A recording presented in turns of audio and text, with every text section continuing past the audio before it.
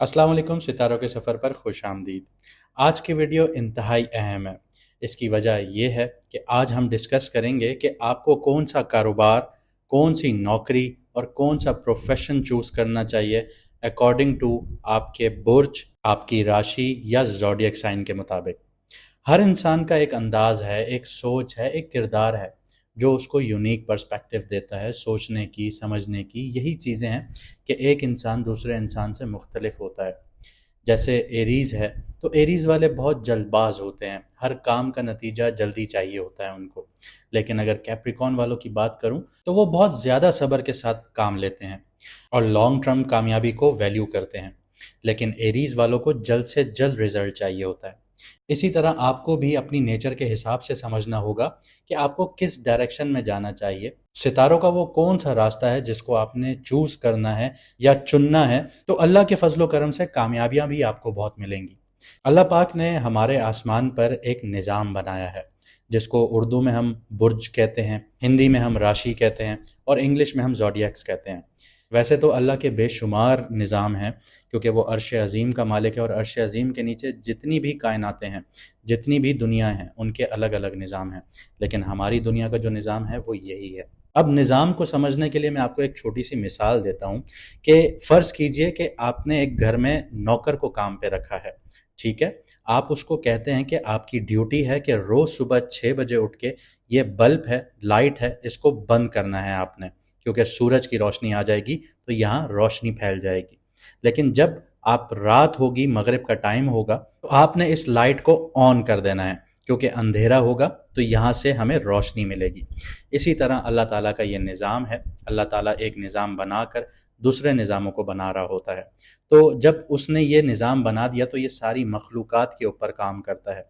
कब रोज़ी मिलेगी, किस वक्त आप कौन से करियर की तरफ जाएंगे तो कामयाबी मिलेगी, आपके लिए कौन सी जगह अच्छी है, कौन सी नहीं है, जिस जगह आप पैदा हुए हैं क्या वो जगह आपके लिए अच्छी है या नहीं है, कहीं आपको दूर जाके आपको कामयाबियाँ मिलेंगी। तो ये सारी चीज़ें इस निज़ाम के अंडर में आती हैं। इसकी बहुत बड़ी मिसाल कुरान पाक में सूरह अल नहल आयत नंबर 12 में है, जिसका तर्जुमा कुछ यूं है, और उसने तुम्हारे लिए रात और दिन और सूरज और चांद को काम पर लगा दिया और सितारे भी उसके हुक्म के ही पाबंद हैं। बेशक इसमें अक्लमंदों के लिए निशानियां हैं। इसके अलावा कुरान पाक में अल्लाह ताला इन्हीं बुर्जों की कसम भी खाते हैं।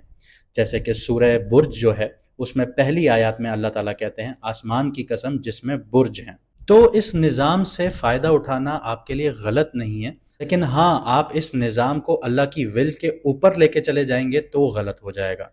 वहाँ पे शिर्क का रास्ता खुल जाएगा, जो वैदिक एस्ट्रोलॉजी में ज़्यादातर होता है, क्योंकि ये एक धर्म का हिस्सा बना दिया गया है, जबकि ये धर्म या रिलीजन नहीं है, ये एक निज़ाम है।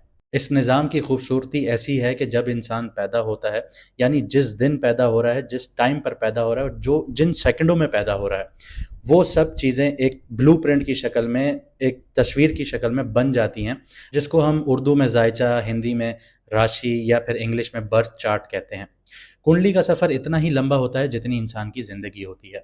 लेकिन आज हम इस सफ़र के एक छोटे से रास्ते को देखेंगे, जो कहने में तो छोटा है, लेकिन इंसान अगर इस सफ़र पर सही से ना चले तो सारी ज़िंदगी मुश्किलात का सामना करता रहता है। तो चलिए, मैडम एस्ट्रोलॉजर एन बख्श की नॉलेज की रोशनी के तले हम इस सफ़र को जानते हैं कि हर ज़ोडिएक यानी बुर्ज या राशि की कुंडली का जो 10th हाउस है, वो क्या कहता है कि आपको कौन सा बिजनेस करना चाहिए, कौन सी जॉब करनी चाहिए, कौन सा प्रोफेशन चुनना चाहिए, जो आपकी ज़िंदगी में आपको कामयाबियों की उस उरूज तक ले जाए जिसके आप मुंतज़िर हैं या जिसका आप इंतज़ार कर रहे हैं कि मुझे भी कामयाब होना है, मुझे भी पैसा ही पैसा चाहिए, माला माल होना है। सबसे पहले मैं आपको बताता हूँ कि 10th हाउस जो कुंडली का होता है, इससे इंसान की कौन सी चीज़ें जुड़ी होती हैं। 10th हाउस जो जुड़ा होता है वो आपके करियर से जुड़ा होता है, आपकी जॉब से जुड़ा होता है, आपके बिजनेस से जुड़ा होता है। आप किस किस्म का काम करने के लिए पैदा हुए हैं, आपका किरदार दुनिया में क्या बनेगा, आप जिंदगी में जॉब करेंगे, बिजनेस करेंगे, पब्लिक डीलिंग्स करेंगे या प्राइवेट डीलिंग्स करेंगे। कार्मा का घर होता है, ये एक्शन का घर होता है। आपकी ज़िंदगी का फ़र्ज़ क्या है, आपने पहले अपने काम को लेके कितनी संजीदगी से, कितना सीरियस होके अपने काम को फॉलो किया था, तो उसका रिजल्ट आपको क्या मिल रहा है। इसके अलावा आप किस फील्ड में अपना रोल निभा सकते हैं, क्या आपका काम लोगों की ज़िंदगियां बदल सकता है, जैसे लीडर होते हैं? इसके अलावा सोशल स्टेटस क्या होगा आपका? आपको फेम मिलेगा कि नहीं मिलेगी? आपको इज्जत मिलेगी, शोहरत मिलेगी, या मुकाम मिलेगा या नहीं मिलेगा? क्या आप पब्लिक फिगर बनेंगे या नहीं बनेंगे? गवर्नमेंट में कनेक्शंस होंगे, हाई ऑफिशियल्स के साथ कनेक्शंस होंगे या नहीं होंगे? क्या आपको सरकारी नौकरी मिलेगी या नहीं मिलेगी? अथॉरिटी मिलेगी या नहीं मिलेगी? पावर मिलेगी या नहीं मिलेगी? आप में लीडरशिप पोटेंशियल है या नहीं है? क्या आप लोगों को लीड कर पाएंगे या फिर लोगों को फॉलो करेंगे? पब्लिक इमेज आपकी कैसी होगी? रेपुटेशन आपकी कैसी होगी? लोग आपको किस नज़र से देखेंगे? आपकी दुनिया में पहचान क्या होगी? आपकी लेगेसी क्या होगी? ये सारी चीज़ें 10th हाउस बताता है। लेकिन कुंडली का जो 10th हाउस है उसकी सिग्निफिकेंस क्या है, सबसे पहले मैं आपको ये बताता हूँ। अगर आप किसी भी कुंडली को उठाएं तो 10वां घर जो बनता है वो कैप्रिकॉन बनता है, यानी शनि उसका मालिक है, सैटर्न उसका मालिक है। ये एक नेचुरल सिग्निफिकेंस है। मैं दूसरी कुंडलियों की बात नहीं कर रहा, मैं एक जर्नल बात कर रहा हूँ।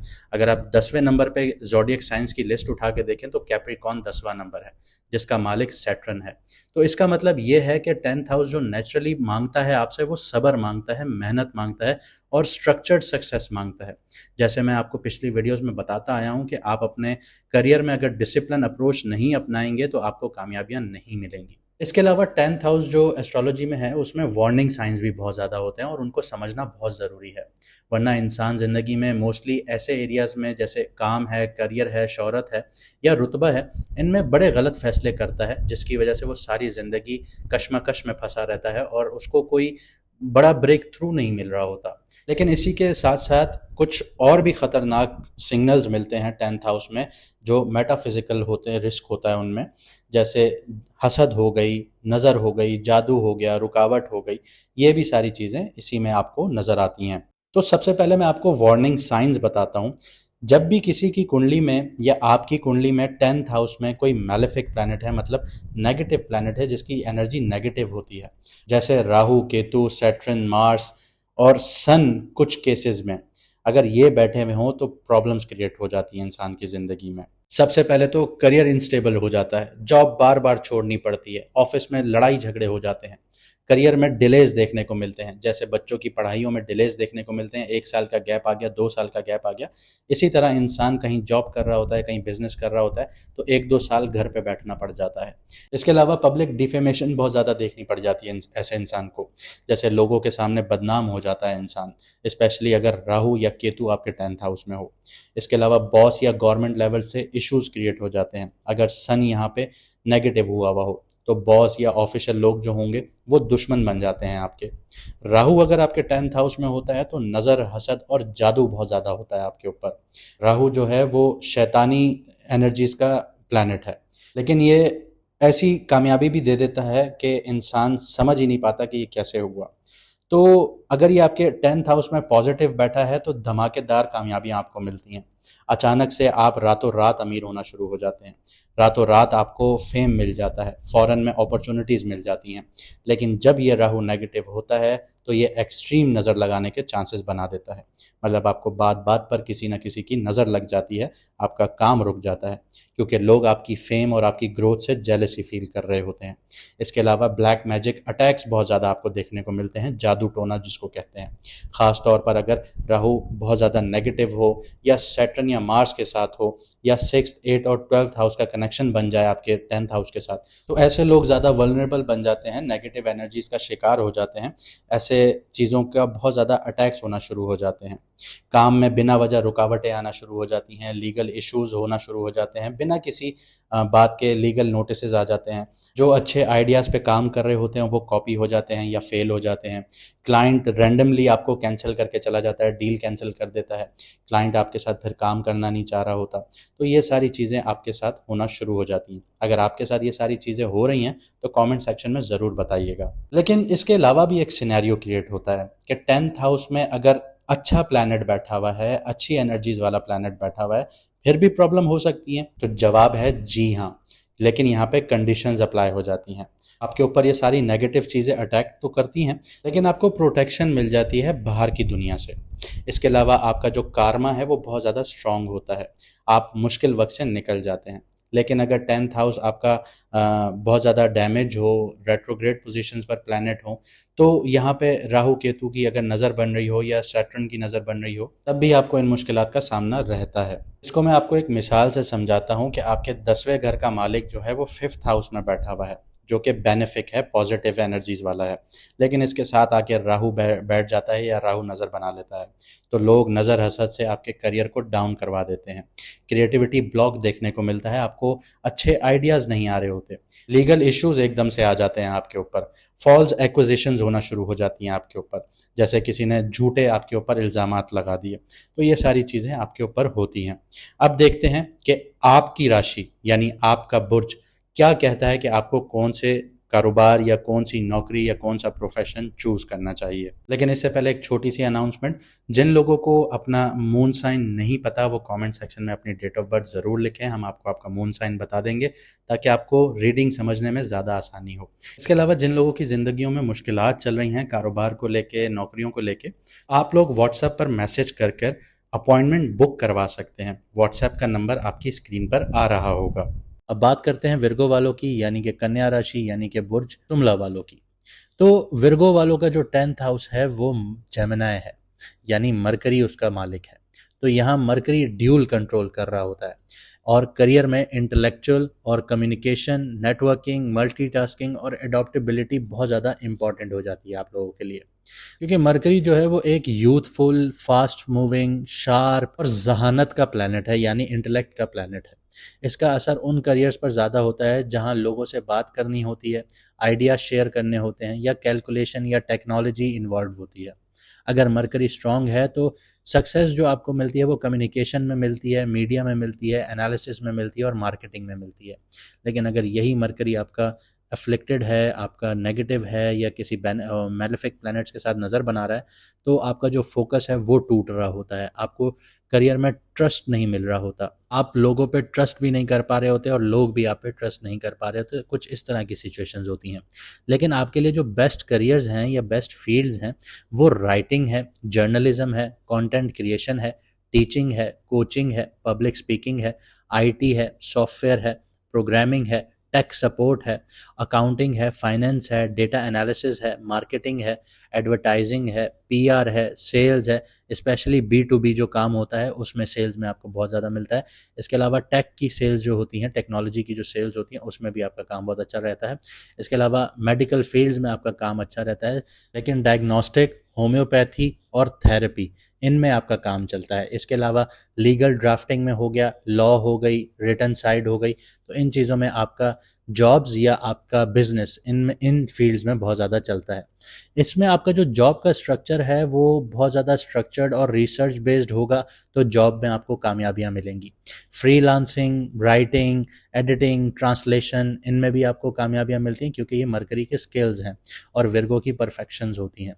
ऑनलाइन कंसल्टेंसी आप लोगों के लिए बहुत ज़्यादा अच्छी है। आप लोगों के ट्यूशन पढ़ाना, ये चीज़ें आपके लिए बहुत कामयाबियों का सबब बनती हैं। टैक्स सर्विस जो होती हैं वो भी आप लोगों के लिए बहुत ज़्यादा अच्छी होती हैं। लेकिन अगर आपका 10th हाउस डैमेज है, जैसे राहु 10th हाउस में बैठा हुआ है, तो आइडिया बहुत ज़्यादा ओवरलोड होने लग जाते हैं आपके अंदर।